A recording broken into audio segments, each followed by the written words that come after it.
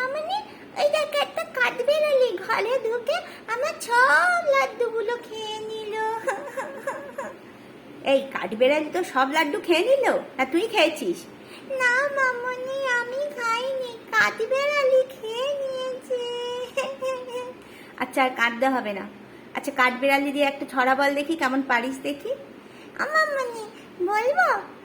কাঠবিড়ালি, কাঠবিড়ালি, তেঁতুল তুমি খাও, কুলের আচার খাও, পাতি লেবু খাও, ইঁদুর ছানা বিড়াল ছানা তাও, পেতনি তুমি হৎকা পেতুক, খাও একা পাও ননি যেতুক, কাঠবিড়ালি তুমি আমার বউ হবে।